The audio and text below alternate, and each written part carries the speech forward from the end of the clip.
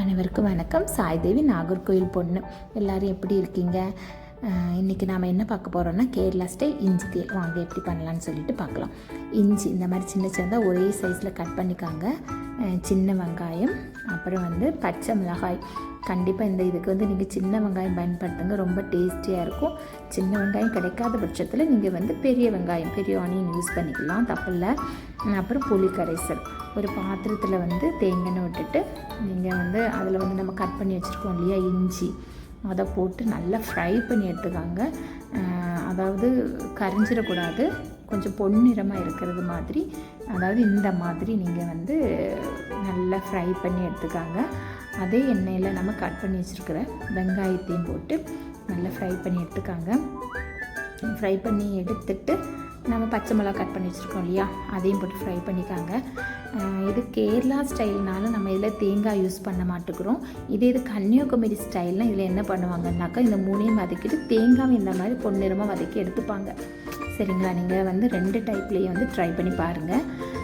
இந்த மாதிரி எல்லாமே நம்ம இப்போ என்ன பண்ணிட்டோம், ஃப்ரை பண்ணி எடுத்துட்டோம். இந்த மாதிரி இருக்கணும். கொஞ்சம் ஆறுனதுக்கு அப்புறம் நீங்கள் மிக்ஸி ஜாரில் மாற்றிக்காங்க.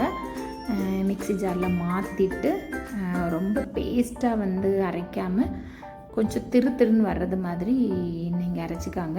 இந்த திருன்னு கொஞ்சம் அரைச்சிங்கன்னா கொஞ்சம் நல்லாயிருக்கும், அந்த கொஞ்சம் டேஸ்டியாக இருக்கும். அதனால தான் இந்த மாதிரி இருக்கணும். இந்த மாதிரி கிரைண்ட் பண்ணி எடுத்துக்காங்க. அப்புறம் நம்ம ஏற்கனவே ஃப்ரை பண்ணி வச்சுருந்த எண்ணெய் அவ்வளோ தேவையில்லை, கம்மியாக போதும்.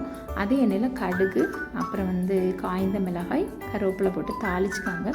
தாளிச்சது என்ன பண்ணுங்கள், ஸ்டவ்வை ஃபுல்லுமே ஆஃப் பண்ணிடுங்க. அந்த சூடு போதும். அந்த இதில் நம்ம தேவையான அளவு வத்தல் பொடி, அப்புறம் மல்லிப்பொடி, காய்பொடி போட்டுக்காங்க, வெந்தய பொடி போட்டுக்காங்க. எதுக்கு ஃப்ளேம் ஆஃப் பண்ண சொல்கிறேன், இல்லைன்னா ஒரு மாதிரி கரிஞ்சு போயிடும். அதனால தான் இந்த எண்ணெயிலே என்ன பண்ணுங்கள், இதை நல்லா மிக்ஸ் பண்ணிவிட்டு நீங்கள் அப்புறம் ஸ்டவ்வை ஆன் பண்ணிவிட்டு புளி கரைசல் ஊற்றிக்காங்க. நம்ம புளி கரைச்சி வச்சுருக்கோம் இல்லையா, அதை ஊற்றிக்காங்க. இது கூடவே நீங்கள் என்ன பண்ணுங்கள், கொஞ்சம் சுடு தண்ணி தான் யூஸ் பண்ணணும், நார்மல் வாட்டர் யூஸ் பண்ணக்கூடாது.